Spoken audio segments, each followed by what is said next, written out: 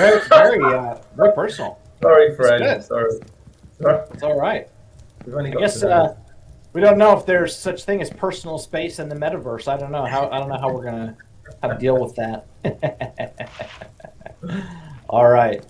Well, I think we're ready to get started. So, welcome everyone to another episode of BizzTalk in the Metaverse, where we talk about the metaverse and doing business in the metaverse.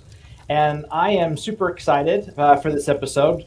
We've got Warren Parker Mills, and Warren is the Chief Executive Officer at the Fashion Metaverse Club. How you doing, Warren? I'm good, thank you, Jason. Really good. And I'm delighted to be here. This is incredible. I've never done anything like this before. It's so cool. So thanks for having me, guys. Oh, absolutely. I'm super excited. We've talked a few times, and I think that this topic is fantastic. It's perfect for the metaverse, and for our listeners, for our viewers. Topic today is fashion in the metaverse, and I actually can't think of a better person to kick this off with than Warren. Warren, you've been in this industry for quite some time, right? I have, yeah. Man and boy, so to speak. So probably about 35 years in the real world. Relatively short time in this digital 3D Web3 and metaverse environment, but yeah, it's a fascinating space, and it's just growing by every single day. It's just an amazing day because I'm just learning so much on the job as such. But yeah, to answer your question, about 35 years, long time. Amazing. I love it. Well, let's do this. Let's go ahead and sit down, turn on our webcams, and let's get this party started. No worries. They are quite lovely chairs, aren't they? It would be if I could find out how to get to mine. That would be. Let me get that. Started. All right.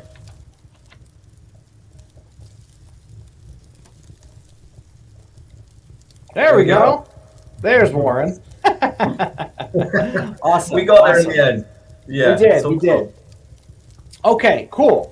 Well, let's get this started. So, Warren, why, after 35 years of fashion industry in the real world, why are you even looking at the metaverse right now? Okay, so that's a really good question. And to be perfectly truthful with you, I wake up most days now thinking, will I ever carry any garments again or work with real physical products again? And I think I will. But to answer your question, I think there's just been, the last few years really have been quite significant for the industry. I'm not just talking about COVID, I'm talking about prior to that. I think fashion brands essentially have found it really difficult over the last few years with the iteration of the high street and people looking for different ways to make business. And I think COVID came along and just recalibrated everything really. And I think as an upside of that, people started to look at online. So there was this huge surge from brands and retailers to go online and to develop their business in that way, as opposed to in the real world.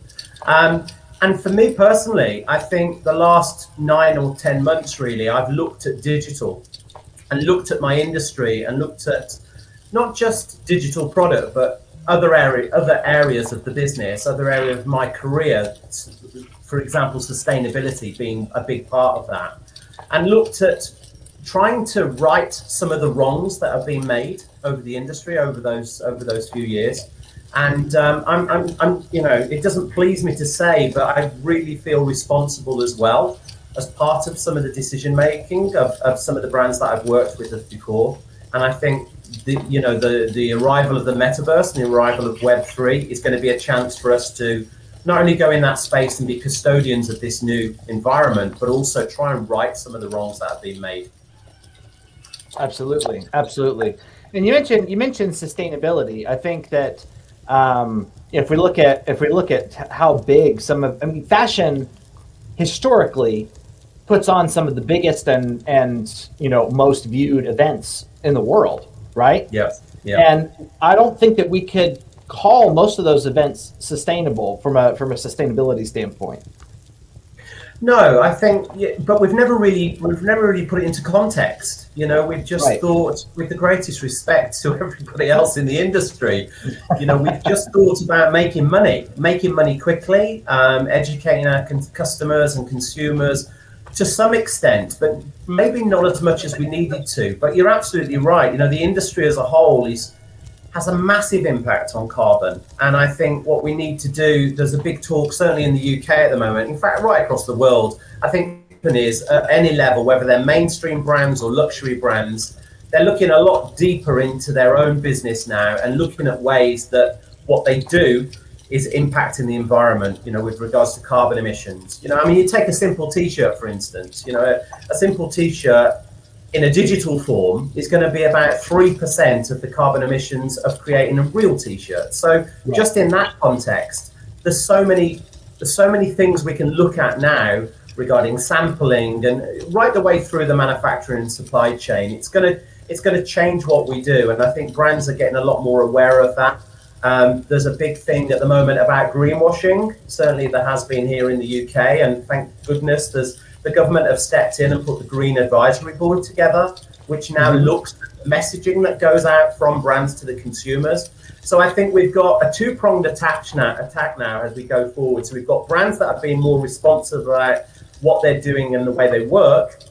But more importantly, we've got a consumer now who's educating themselves, wanting to know a little bit more about the science and buying into those brands that are doing the right things for the right reasons. Wow, excellent. No, I love that, and I think obviously sustainability is a good catalyst for change. I'm not denying that, but I think that when it comes to fashion in the metaverse, I do believe that there is also a profit drive there as well. There's a big opportunity. Would you agree? Yeah.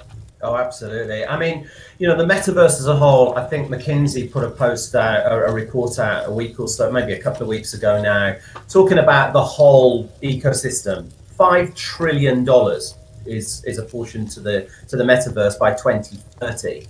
And just to put that into context from an e-commerce perspective, it's $2.6 trillion. Even the luxury market by 2030 is estimated to be 50 billion. That's just the luxury industry. So yes, there's a lot of money out there, but I'm a great believer, and maybe we can talk about this a bit later on. I'm a great believer of doing things right, and brands being conscious about the way they operate.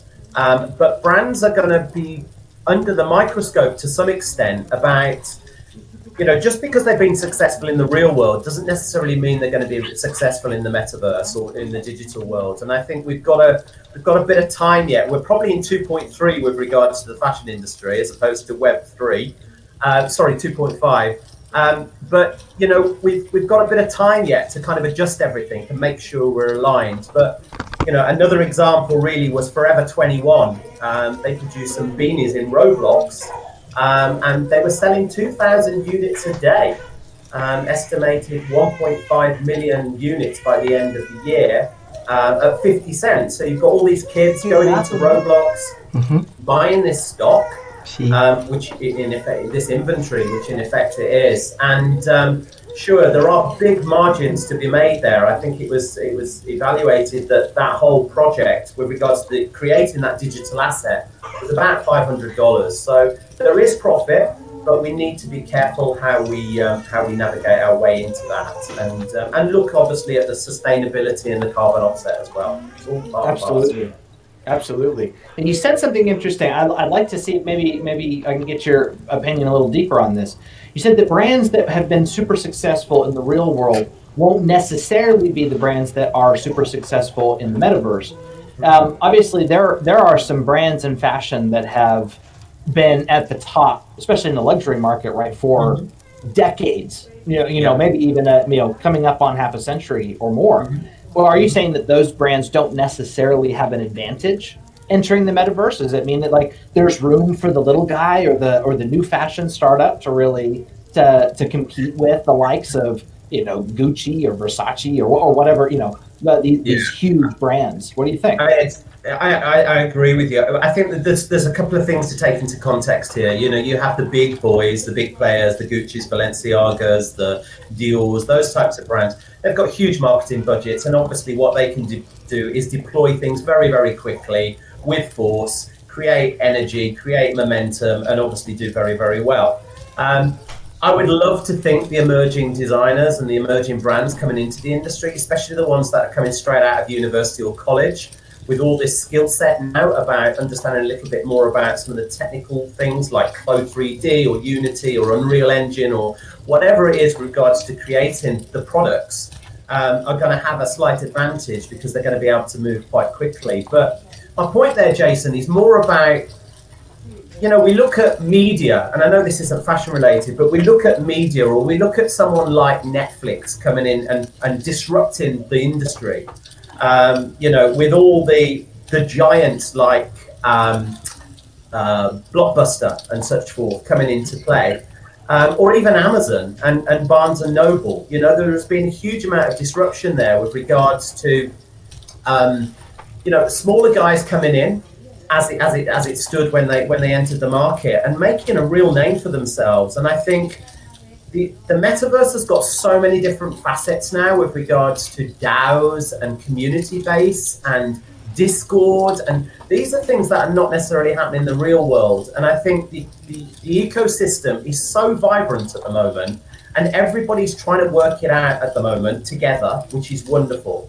And I think anybody looking at this space now, my advice towards anybody listening to this recording is to surround yourself with people in the know, which is great from a tech perspective, but also surround yourself with people in the know from the industry perspective. Because when the two will meet together, I think that's when the magic will happen. At the moment, it's really strange, Jason, because I've got fashion brands coming to me saying, I need to get to tech companies, and I've got tech companies coming to me saying, I need to get to the fashion brands. And, we've got to work that out. We've got to connect these dots, and we've got to make it accessible for new brands to go in. But I think there is going to be a lot of disruption. I mean, there's been lots of talking about opportunities in virtual space with regards to VR or even jobs. There's going to be more jobs created in the future than there have ever been so far in our history. And that's really exciting. And I just really hope that those new emerging designers don't get complacent and don't try and chase the money all the time, and stick to what they do, which is create amazing things. Because I think when we see more of that, we see more innovation, more imagination. I think what it's going to do is shoot a massive pump of energy and creativity back into the industry, an industry that I love and an industry that was full of that type of thing 25 years ago. But we're yet to see, but it's so exciting, it really is. Absolutely. Now, just to kind of take that a little bit further, as far as the opportunity for brands, for fashion brands in the metaverse, do you see brands trying to leverage a true metaverse economy for fashion and demand for fashion within the metaverse, or more as a tool to generate real world sales of new fashion lines, or maybe or is it a hybrid of both? I mean, what are you kind of seeing now? Where do you think it's going to go? Okay, so I think what we're seeing now is this little light, not such a little light, a big light shining on people's businesses, and people are saying, I think it depends on the brand. I think most brands, bigger brands, are looking, and there's been a little bit of a marketing tick box exercise with regards to representing themselves and being forward thinking enough to be showing. If you take Decentraland, for example, they hadn't quite connected all the dots as such, although there were some amazing brands there. All the big boys were there, D&G and Hilfiger and Selfridges were there doing an amazing job. So I think there is an element of people going into these spaces at the moment and testing it and finding out what their consumers want. Because at the end of the day, that's the question that most brands need to be asking. What do your consumers want? So I think once people have realized what that is, I think they'll then start putting more effort, more time, more resources into developing a strategy. It doesn't have to be creating their own world or a replication of what they've got in the real world and creating that in the metaverse. I think it's a question of trialing A to B testing, just like most programmers would do, trialing projects, exercises, initiatives, just to find out where they're at. But I think what will happen is over the next couple of years, we'll have more people going into the metaverse. And then what I would love to see is for it to come back. And we have this vice versa e-commerce, basically, of digital and physical. Digital. And I think that will be from an environmental point of view, but also from a product point of view. As we've got NFTs already being produced, that it makes sense to do on-demand production and to assign the NFT with the physical product, and then you've got all the provenance, you've got all the authenticity regarding that product, and I think people need to use that as utility. It's just going to be blended. I think it's going to be really blended, and maybe in 5 years' time, these glasses will be able to, spawn you onto my kitchen table or wherever, Jason. We can have this conversation there, which would be amazing. Absolutely, I would just love that if we could do something like that. So you sparked another question as you were talking that I thought about. So if we look at the metaverse as it is today, right? Which again, how do we define the metaverse? It's going to be a collection of lots of virtual platforms all strung together. And some people could argue that the metaverse is already kind of made up of a few platforms, but also online gaming, right? That people have really adopted. And I think about things like Fortnite, which have made massive amounts of money selling skins or selling outfits and things like that. And that fashion that's really popular with platforms like Fortnite is a little different than what's popular in the real world. Yeah. And this is where I'm going with this. Do you see fashion trends that are happening digitally affecting the way that in real brands or that brands design real life clothing as well? Mm-hmm. Yeah, I think there is. I think there's one thing from a product point of view, but there is also a thing from a commerce perspective as well. So already there are digital players that are now coming into the real world and having a representation on. I think Super Rare, the NFT marketplace, have got a store in Soho, a pop-up store there. So I think we're going to see more of that. But to your point there about influence and trend, I think what is going to happen, Jason, I think there's going to be everything is going to be so connected, and there are going to be trends coming through. I've been talking to a lot of people, ironically, over the weekend, just this weekend, about anime.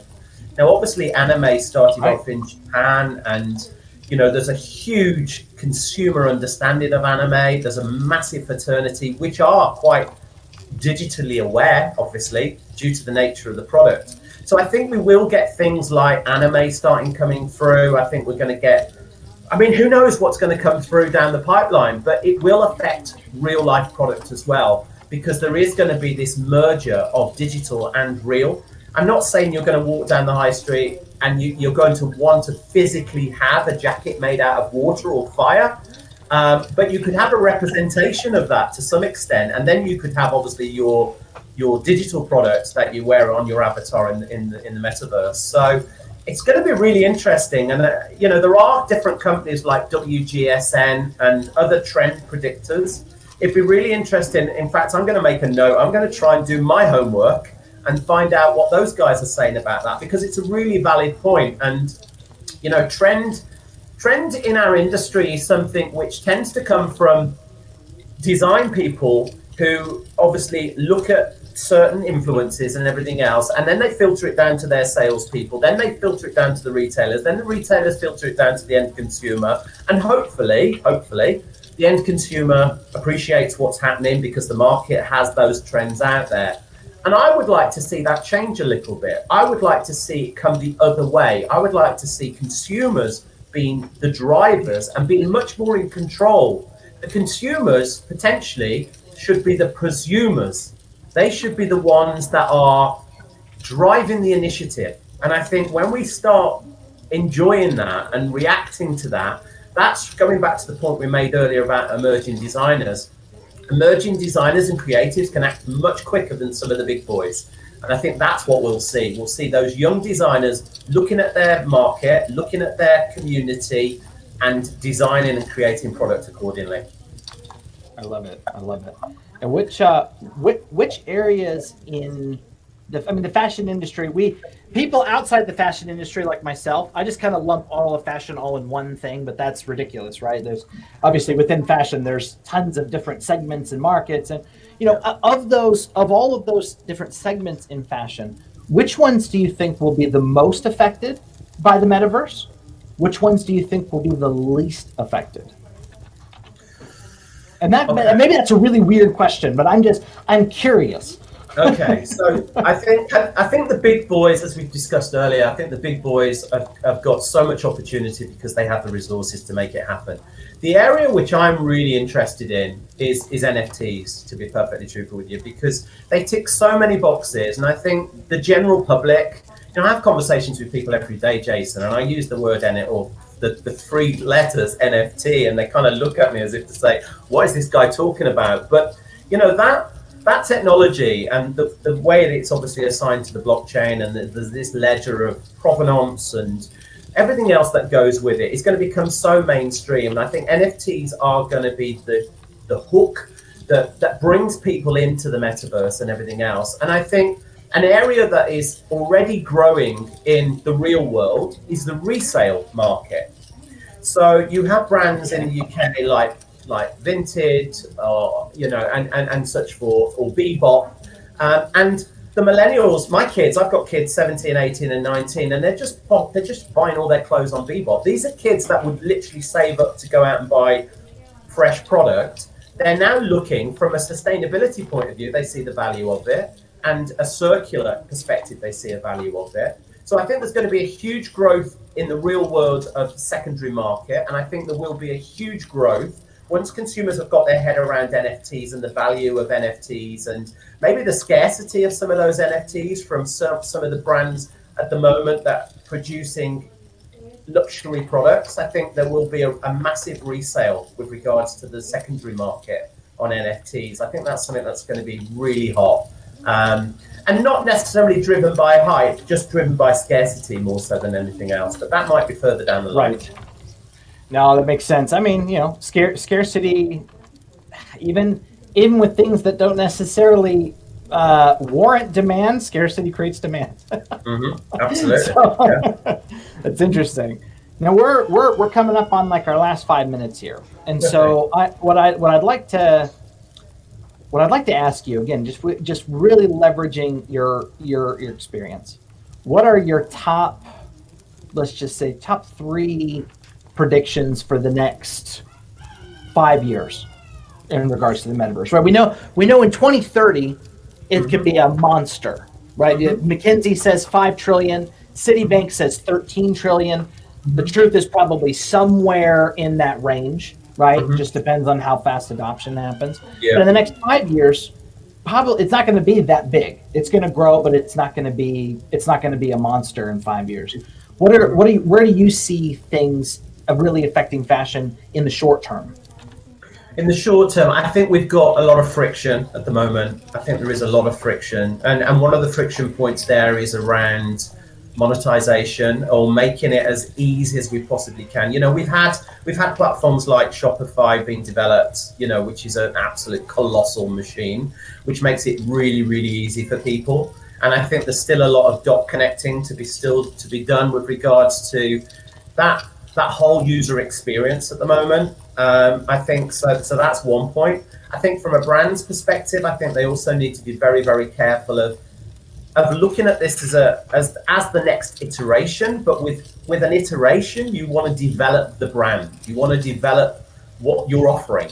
And I think brands need to be really mindful, not just to literally go from what they've got in the real world, because that's been successful, and just to take it into this new element. I think they need to be looking at incremental business, new markets, new audiences, evolving themselves. I think that's really, really, really important. And I go back to the point there that I made about custodianship. I think, when I'm talking to people on a daily basis about the metaverse and Web3 and DeFi and crypto and all these wonderful, wonderful things, we're all in this vacuum at the moment. So maybe people listening to this podcast will have an understanding. I'm sure they will. But I think we need to be careful of that. I think we need to be mindful of educating the right people at the right time and holding their hands and taking them through into this new process. And that's what I've tried to do with the new podcast, because, you know, at the end of the day, we have to speak in layman's speech. You know, we have to talk to everybody about where this opportunity is, not only from a brand perspective, but from a consumer perspective as well. Because if we overcomplicate things too quickly, people will switch off. And I don't want to be having conversations with people like I was 25 years ago. When anyone mentioned the internet to me, I would roll my eyes and go, I just don't get it. It's not going to happen. No one's going to buy jeans online. That's just really not going to happen. You know, we need to look at some of those inherent errors, really, from an industry point of view, and make sure that we can kind of communicate correctly to say, look, I get where your reservations are, but let me explain why we're doing what we're doing. And I think that, tied with content creators, are going to have an amazing time. Anyone creating content is absolutely going to be in the right place. But you know what, Jason? It comes down to storytelling. That's right. What it all comes down to. My industry is built on relationships, trust, storytelling, and delivering and executing a product. And I think if we can start having those foundations in place, ready for this new space, it's just going to be amazing. Absolutely amazing. We're going to make mistakes, but we've made lots of mistakes in the real world, so hopefully we won't make those ones in the new place. Absolutely. Well, you brought up something important, to just kind of the lessons learned during the internet boom.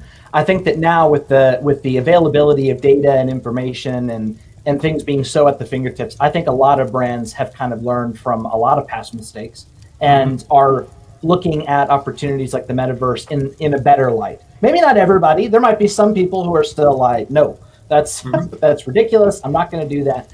But I think for the most part, I come from more of like a finance background. We see it in the markets, right? Traditionally, people are horrible in the markets. They sell at the wrong time, they buy at the wrong time. But we're seeing some new trends that with the availability of information, people are falling less into those bad habits from the past. So hopefully we can see that, that emerge here in this new space. And speaking of stories, you mentioned your new podcast. Do you want to take maybe just 30 seconds to tell the audience about the new podcast, where they might find you, or a timeline when you're, take 30 seconds. Yeah, I mean, again, it's one of these projects. I mean, I've got a podcast anyway called Behind the Brands, which is it was developed to scrape down the mystique, the gloss that surrounds the industry, talking to real brands, real people about all their struggles and all their heartache.